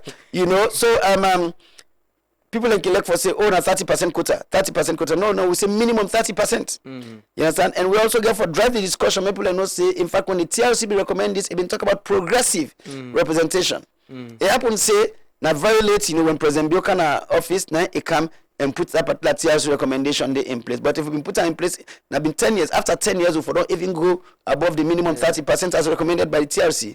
So these are conversations we need to forget. But also, what we got for do when you look at what we put na the inside the Political Parties Act and the Public Elections Act, we go beyond just saying if we be 30%, minimum 30% woman. We go move to the step of really putting requirements for waiting we need for do for make the space friendly for women's participation. It will go for mean say we remove or eliminate candidate fees for women them. It will go for mean say we make commitment and put systems in place so women are not subjected to violence, when they get into elections. And when we talk about violence, we don't only talk about physical violence. We talk about violence with the cyberspace as well, because online abuse or whatever. Because I didn't say they make them difficult for women them for step up and they the public space. Of course, you get very good women them. We don't able for challenge the stereotypes. We don't able for they out there and on this space. I think we need for do more of that. You understand? We need for use the woman and they as good examples. But then we demand themselves we get for no say violence in any form. Whether it's online or whether it's physical, emotional, psychological, it's unacceptable because now then things they make it difficult for women and for participating in the public space. So we got to make sure say we lost them the other level. They talk about consequential legislation. Yes, and when you pass them also, it will get impact on other pieces of legislation where we will put all them things also in place for really make them possible for make women them able for participate. And then when we say participation, not to token, not to favor. You understand? Make sure say it's participation. We say we accept say if not woman in the majority, that is okay. That is all right for this country. So when you table this bill? Well, we got to work with the calendar and Parliament. Not to make it the calendar. We got to work with the clerk of Parliament. Clerk they work with leadership of Parliament. For roll out a calendar as to when the privilege will happen. And then when we will do first reading, second reading, when the committee go look at them, etc. So we'll work with Parliament for roll out a calendar and the public will be. But you get timeline as a ministry, as a government, when I get timeline on when you want to achieve this. Well, yeah, one for achieve this like yesterday, if left with me alone, you understand. But the point is that to understand, say, by law, Parliament regulates itself, So of course, government's in preference and for make sure, say, we get this done now, you understand, whether not this month or by next month latest, we've done them. But Parliament regulates itself, and then they roll out the calendar.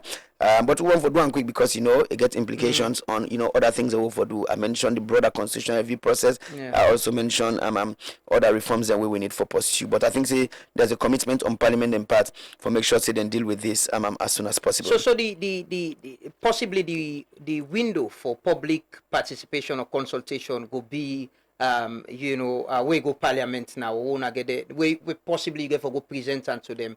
The committee, the legislative, the committee stage, right? No, that window is open now. Okay. I think people, the point is that sometimes you can say, I don't like to discuss this in the context of credit because really, when you're doing a public service, doing the right thing is what you're there to do. But look, the practice is when you draft a bill, you gazette the bill. Like you been say earlier, people for going to government bookshop and go get the gazette. But because this is important, we take a step, say in addition to the gazette, we also send this electronically. We put them out. Remember maybe it wasn't leaked. It wasn't leaked, no. It wasn't leaked. So matter of fact, make I explain this to people. So we're working on the website for the constitutional review process, right? So but waiting to happen now that we want for announce this at the website. But with timeline for complete the website and put them online, was affected. So what we did was myself, the Minister of Information and Civic Education, the Chief Minister, we got a discussion with His Excellency the President. You understand? You know, other actors were in the room. You understand? In government, we got a discussion with His Excellency the President, and the President said, "This is so important." You understand? With commitment to transparency, if I be seen in this process. And so after that discussion, we decided to say, you know what, since the website not done it, let's send it out to the public. And so now that make we get all these discussions. So the Kekta money self we government printer for don't make. As I don't deprive government printer that Kekta money day. You understand? Exactly. Then all my phone. But we like the debate. Yeah. This is exactly what in governance is about. You understand? We like the debate, we like the feedback.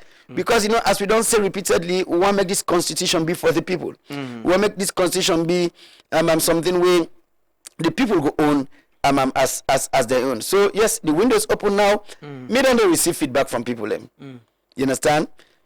We not see backlash. We see the willingness for engage. You understand? On the NTSO.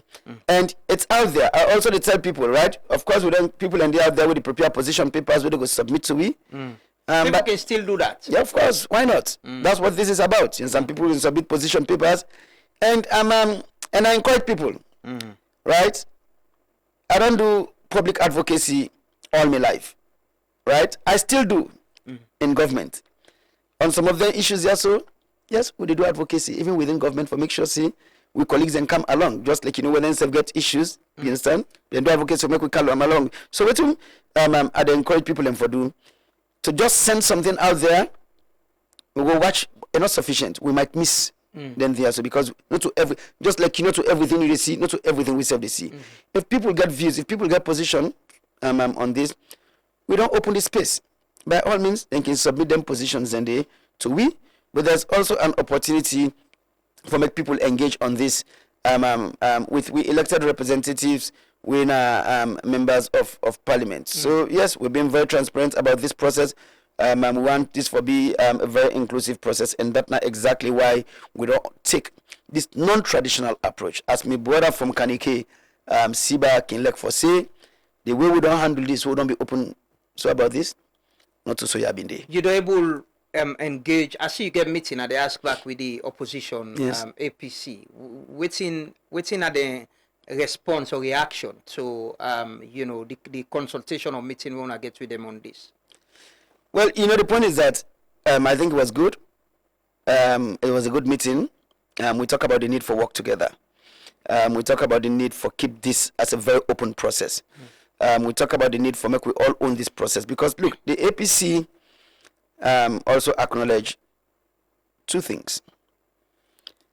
Then the APC acknowledge significant part of this bill now a product of their own creation. Now the APC been set up the Justice Kawan Constitutional Review Committee. Now the recommendations there. The second part of it is the tripartite process. Now we and the APC sit down. You understand? Significant part of this now a product of waiting the APC self-suggest. So really, they own this as much as we do. I think we all for work together now. For make sure disagreement. I don't know if we get disagreement. Did they raise concerns in a meeting? They raise concerns on things where you think say legitimate, so something on go on for address moving forward. The point is that we not get into the specifics yet. You understand? I think we don't get a discussion. They studied the document. They'll come back with feedback on specific proposals. Like I say, certain things and they we maybe then go say make we tweak so or make we not tweak so. You understand? They don't say they'll come back and we'll go that discussion there. I think it was good for first make we all acknowledge say this is not something we're all able to take ownership of. And then two, we agree say the people, their interest and for they are the center of all of this. And three, we agree say for we make this work for the people who are at the center of this, we need for work together. As much as we'll get disagreement on certain things, when we discuss, we go able find common ground, and that common ground they will be reflected in the reforms that we pursue. So if this bill pass, waiting at the timeline for implementation, and if there are concerns as well in this process, how could they be addressed? So the point is that of course, if concerns they're going to be addressed in Parliament, and then of course Parliament will come out with waiting will be the law itself, because that's Parliament's mandate. That will be Parliament the mandate. But in terms of implementation, when we discuss with Parliament will study this bill here soon. Parliament will determine whether they were all come into effect now, or whether certain provisions then require transition clauses. Where you put a timeline, say this comes into effect at so and so time, or when the broader constitutional review process is completed, etc. But the plan is to this go lead with to the 2028 election. Yes, the plan is or the referendum. Yes, the plan would be for make a significant part of them will also influence how we conduct 2028, but then they all will be part of what goes into the referendum. Is the plan also that we could get referendum before 2028 elections? So we're doing consultations right now on when would be a good time for get a referendum. Yes, one option, I forget them before 2028. The other option, I've actually get them alongside the 2028 election. Mm-hmm. So finally, how this go? Every other election, like you say, President Bill say, we in Bilow's election, there were SLPP get concerns. Every other election cycle, we getting concerns there. How this go strengthen we democracy, electoral process, and governance? We will get to a point say, yeah, like I say earlier, constitution not the thing way then they touch so quick one. What's in the assurance that you're leading this, and it's an opportunity, like you say, public service. We remember tomorrow Bambai say now Alpha saying have been the AG will lead this process, and we get a process, we get a new law where do address we problem. Then what's in the assurance to the public? Well, this is a commitment we make in law. But the law therefore be followed by institutional strengthening. And so that is why if you take the ECSL, we don't subject them to a functional management review. The first time that has been done, don't open the process and a report don't be presented for how we strengthen systems within the ECSL. So this not to be done in isolation. This to be done alongside other reforms will happen, both in terms of law as well as institutions. We feel when we look at this as a whole package, it will strengthen the electoral architecture in this country also. It is good that a lot of them proposals are so reflective of the people and your views about within elections for look like or how for conduct election. That's not how we for make law. We for make sure say laws they really respond to people and needs them, or they reflect within people and your perspectives or views on certain issues where they affect them. When we do that, implementation easier.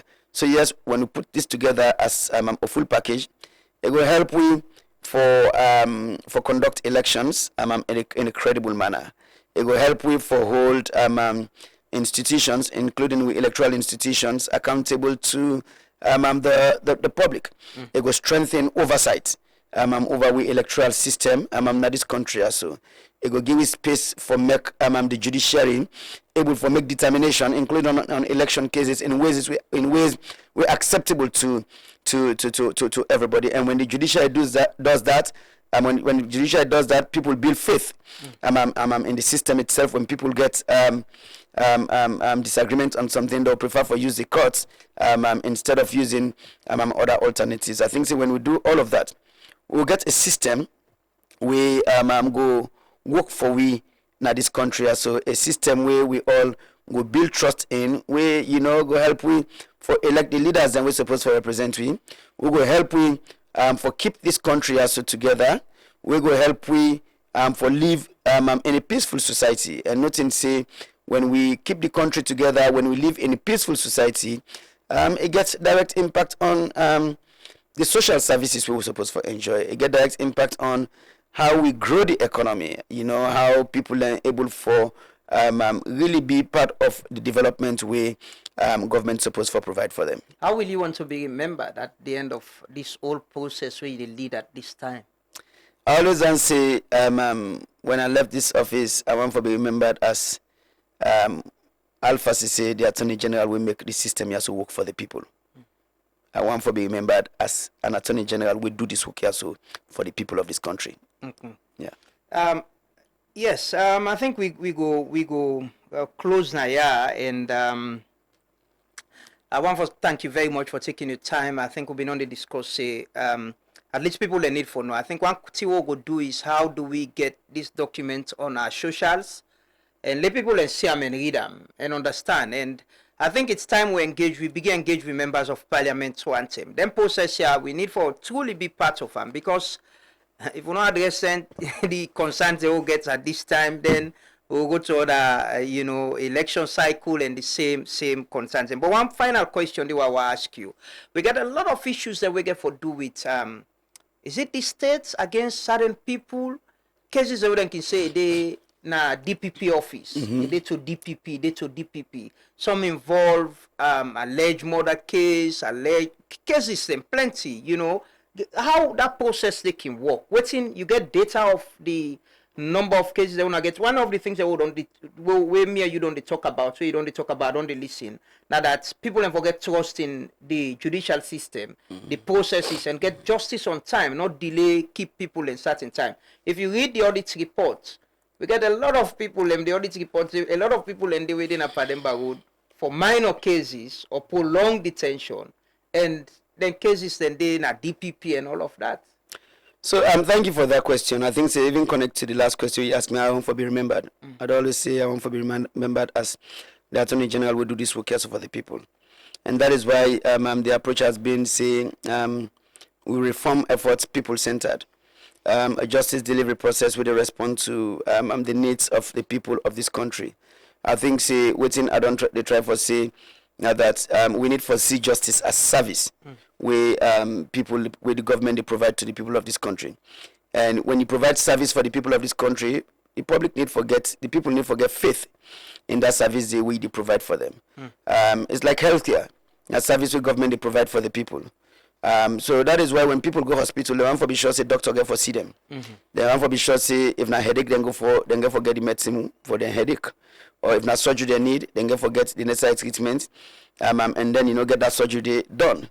If they not get time, waiting they happen the next time when they know when they get issues, then they go to hospital. They'll go to traditional medicine, or they'll decide to take care of themselves, right? That is how we get for look at the justice system. You need an institution where they really respond to people in justice needs, because when people in justice needs not met through the courts, waiting they happen when they need the courts or when they need justice, then go take the law into their own hands. Then go give up on the system. When they give up on the system, it get that implications for the country. They affect the country in peace and cohesion. It affect the country in economy as well. So that is why we say yes, we need for rebuild with systems.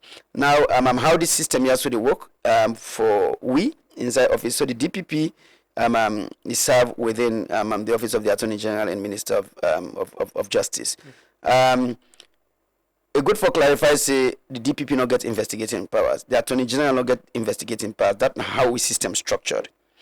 I can try to explain to people and say this country has so the whole system structured. Now police then they investigate. When police investigate, they move the file to the Attorney General in office, and then the DPP in team. They review the file. Now the DPP in advice, where they go back, they be determined by the substance we did inside this file also. Now sometimes if the evidence there, we will send advice say, evidence there for file charges against this person and this person and this person. If evidence not there, we will provide the advice say the evidence not there. Now sometimes it might be say now several questions we will get. We will send them questions and they. Sometimes we will say in this statement they mention this person in name. When I go talk to this person, we'll do all of that. Try to guide the process. Then come. If then come back, the evidence strong, we go charge. So sometimes it's easy for say a day to the DPP or now the DPP advise this, but the DPP in decision making on this they be informed by waiting come inside the file. Well, I want And to that expedite the process as well for making una get the capacity, human resource, human capacity. Well, we're growing. So first and foremost, say the team they do tremendously well under challenging circumstances, right? Sometimes we can talk about the problems na Freetown, but we also need to discuss in the context of upcountry, right? We say you get state council we go for cover large districts, right? So it come with your own challenge. So there are certain things we try for do. We try for grow. We recruit more state council, so we get more people when they do this work here. So we try for shortening response time. Now that make we enact the Criminal Procedure Act. When we enact the Criminal Procedure Act, you see say yes, it put a time on how long investigations they take. We reflected in within the Constitution, but also it put a time on a determination of whether the person is stand trial or not. So you not get this open-ended thing wherein you will say, oh, they filed it to the DPP. The DPP self get time, right? And then when it go to court, everything is timed now. You understand? For Sesay, from the time when the person take a plea to the matter for be concluded, everything timed. And for make sure say we shorten the system so that people do not get caught in the justice system. Because when we do that, it build public trust. It close the trust deficit. But there are also other things that we need for doing. I always don't say when you look at the justice chain, now the clearly way you talk about the triple quadrant in project management, right? Where you talk about scope, time, and cost, right? If you alter the time of a project, it affect the cost, right? It affect the scope. If you alter the scope of a project, it affect the cost. It affect the time. So when you look at the justice chain, right, it starts with waiting in at the judiciary, and then it comes to we own office. And then it get for going to court, it get for going to correctional service. So we all get for grow together. If you strengthen one side, strengthen the other side, we know they get results. So now that make we try for work, for make we coordinate efforts, for make we get trainings together, for make we also work with police investigators, wherein we collaborate or coordinate with efforts well, that we get involved in the training we police investigators they undergo. We don't say we need for sit down together and develop a checklist, right? So that way when investigators they look into a matter, they look at that checklist day, so that at the end of the day, then go able to provide waiting, go really withstand evidential scrutiny. Because when they not do that right, if that not happen right, it delay the process. Because if it come, we go for send and back and forth, don't delay the process. And waiting will happen, you get people them for give up on the system itself. But why should they do all of this? We want to hold yourself accountable, right? In this day and age, if you not go digital, it affects how you do your work. So yes, we want for digitize the entire process, not because we want to do this as luxury, but yes, now because we want to be effective, because we want to be efficient, but because we also want to be accountable. Because what we go do with this, we go open this process up to the public, so the public actually able to see. For example, this week, how many files come out? Now CID will come to the DPP office. You able track that. You understand? You able see when this matter has to come and up. Families that we still they ask for closure. Then get cases. Then go tell you say then case here for more they can CID. Then say they na DPP. They na DPP office. They able get closure for certain matters that we involve them family members. Well, yeah. So the point that we don't try for dig deep into all them things and they look. I don't get meetings with a lot of family members, right? I think one of the most difficult parts of the job we I don't do as Attorney General. Now, sometimes when I can get for meet with families, we don't get their own challenges in the justice system for explain to them waiting don't happen or waiting go happen to them case. I've had these meetings. Sometimes with family members we don't lost a loved one. And then make the meetings also public out of respect to the families, and then the person we not the victim we don't go, right? But I get these meetings and try to explain to them, and sometimes if the evidence not support the need for charge a suspect, in some of these meetings I don't be very open. to the family members for tell them what's available. But then make them know, say, if new information come up, we go still look into this matter also.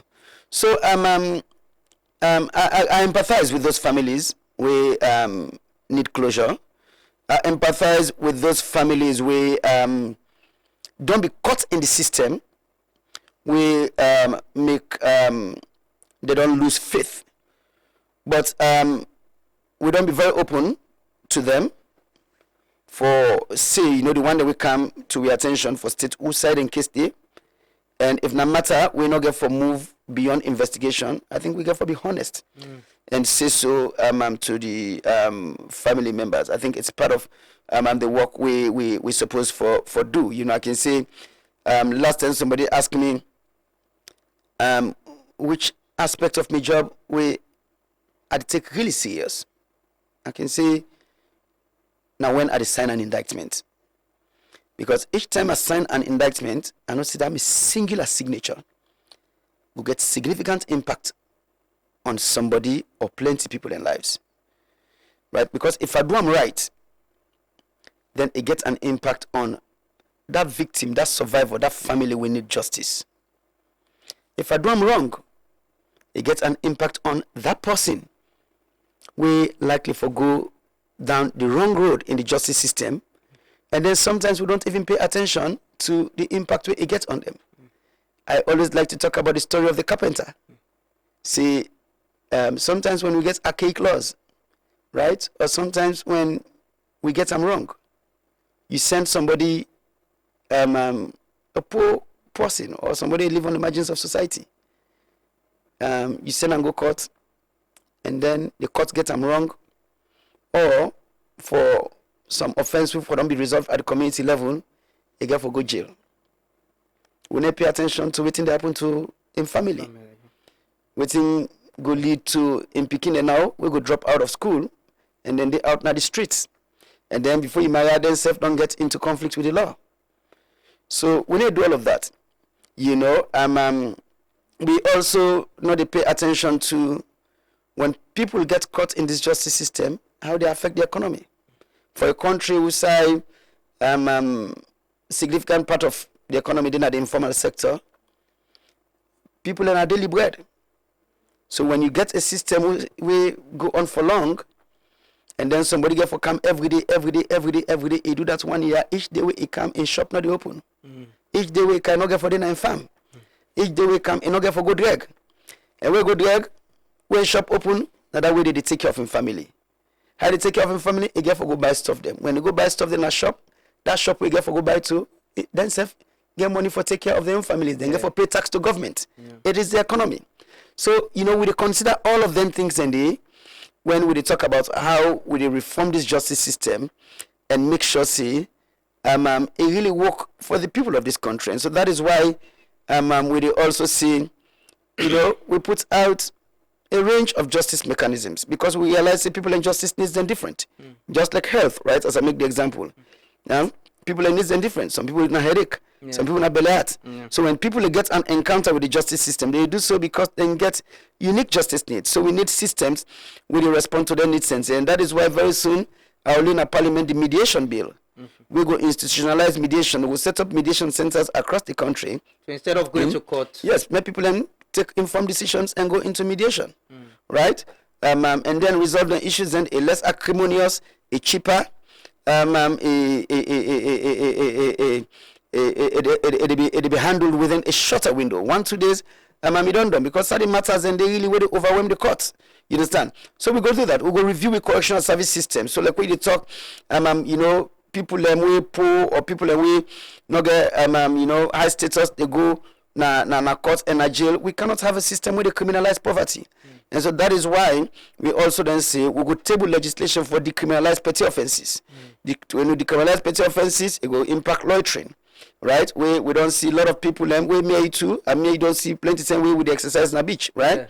But other people and they when they do that na beach at particular times, then they be arrested for loitering. You understand? That's criminalizing poverty. You understand? So we go reform the laws and then say we not criminalize that. Traffic offenses, same thing. Payment of debt we get for do woman the way they take microcredit. right?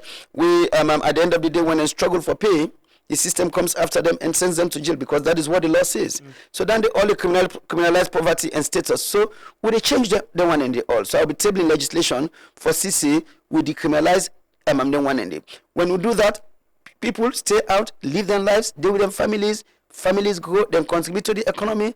But also, let's look at how much we spend on correctional service. Yeah, you decongest. Yeah, 33% of inmates now with correctional service system now for petty offenses.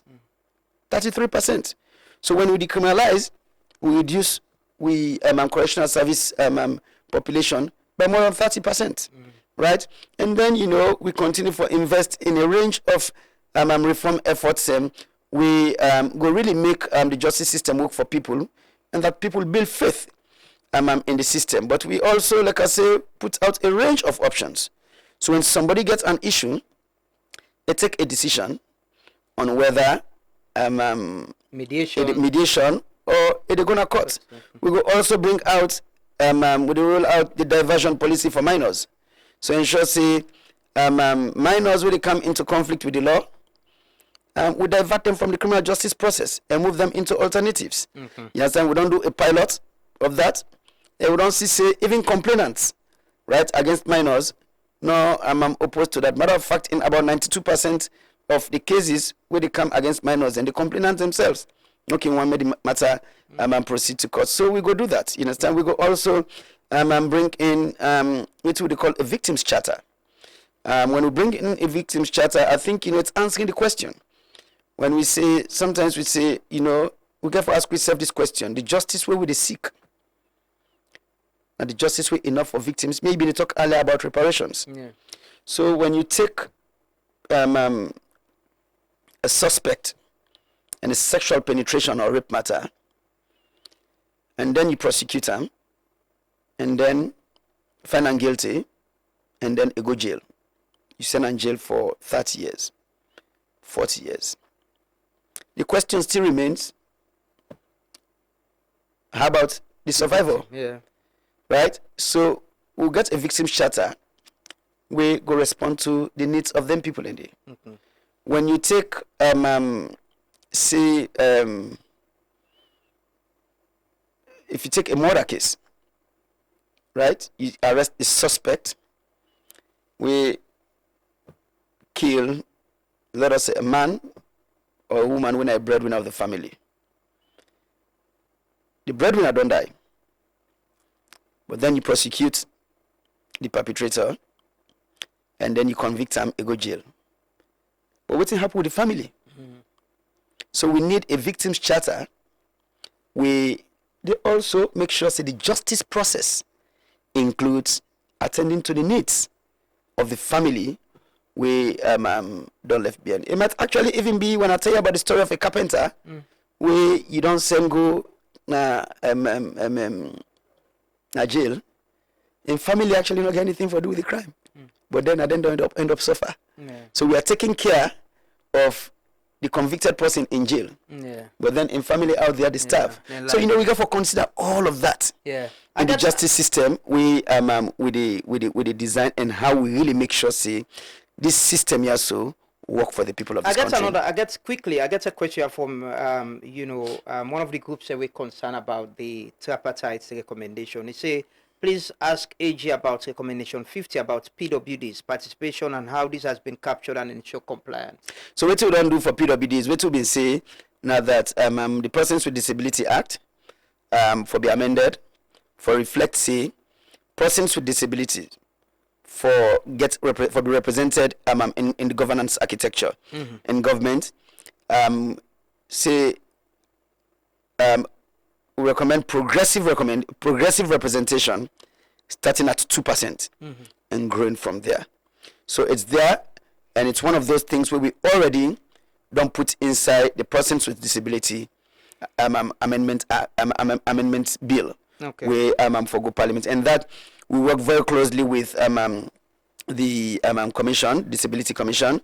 We will also work very closely with the Ministry of Social Welfare, where now in get oversight over persons with disability, and the Minister of Social Welfare. This is one thing we have been very, very passionate about, and so it don't be a strong advocate for this, within cabinet publicly, and ensuring say that recommendation they is reflected in the bill. So really, kudos to Ram for where a really say this work for constituents where they under in ministry. I'll just take advantage and ask you this question. There is this directive, government policy directive, we've been come up from State House, where say on the Mineral Wealth Fund, they say the Attorney General Minister of Justice immediately terminates the management services agreement with Mount View Consem Management, DMMC, MVK Consulting. There's this community.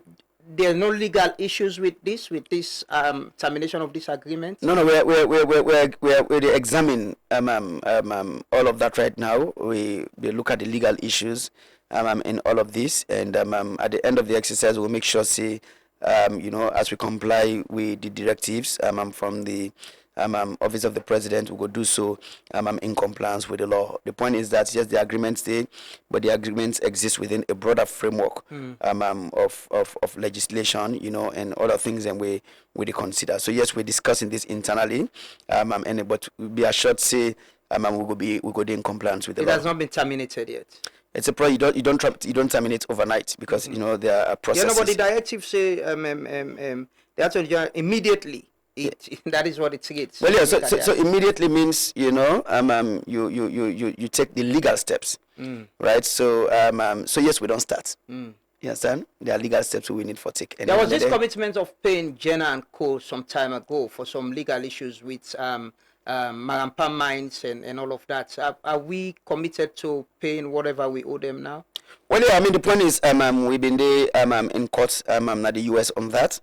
And at the end of the day, the court self recommend a settlement, out of court settlement, a settlement agreement. So yes, we're doing discussions with Jen and Co now about waiting that settlement day for look like. So are we getting the understanding with regards of this? Go give you any other implication? Oh yeah, the point is that so every decision we'll take, would it be informed by the legal issues we don't happen in the past? Would it be informed by the existing law? And it's not only about these decisions, right? It's also about using the experiences of the past, the current issues for reform, the laws, the entire sector, so that we not go be caught in all of this. In very soon, in the next couple of weeks, actually, my office they also bring in some experts for do training across the board. So we're not only changing the laws, but we do training across the board for law officers, but also for staff within the various MDAs where they handle agreements. Time for be trained about how to negotiate these agreements, waiting for put in these agreements, and how for review. If needed for review, and make sure we use the capacity building efforts here so for protect the country. For make sure we are not caught in litigation, and that we deliver on things and we work for this country as well. Finally, and I promise you, this is not the final one. Waiting at the state of the extradition request for Josh. We're in discussions on that. When I say we're in discussions with the Dutch authorities. I don't get several meetings with them. We're in discussions with the Sierra Leone police about concluding the investigations. You don't get updates from them from the last whole talk because you've been telling me then they investigate and they need to get back to you. Yes, I don't get update for them, and then we'll make the outcome of the investigations known publicly very soon. So you do in discussions on the extradition request. You still there in discussion? Oh yes. It's a continued process within discussions, and then of course will they be guided by law. And once the investigations are concluded, we understand it will happen very soon.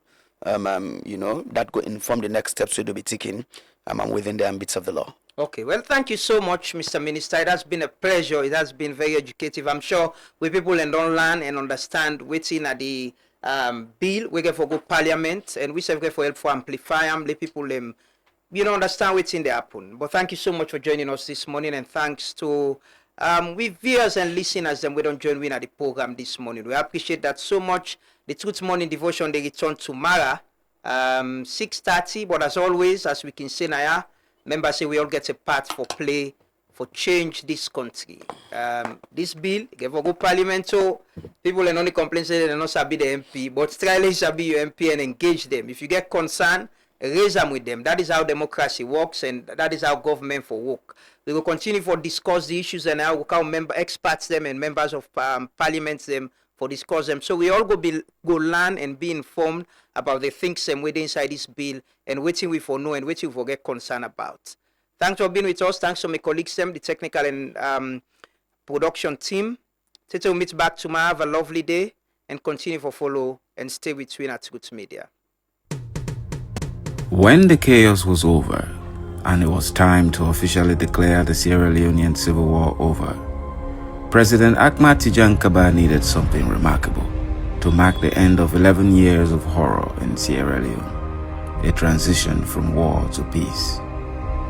On January 18, 2002, he burned 3,000 weapons collected from the disarmament program and proclaimed the flame a flame of peace over Sierra Leone. We have created a replica of the flame of peace at the Civil War Memorial to always remember Sierra Leone's journey from war to peace.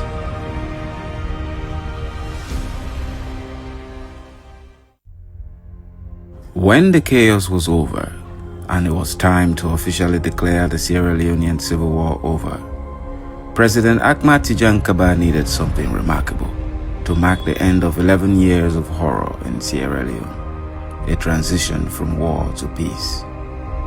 On January 18, 2002, he burned 3,000 weapons collected from the disarmament program and proclaimed the flame a flame of peace over Sierra Leone. We have created a replica of the flame of peace at the Civil War Memorial to always remember Sierra Leone's journey from war to peace.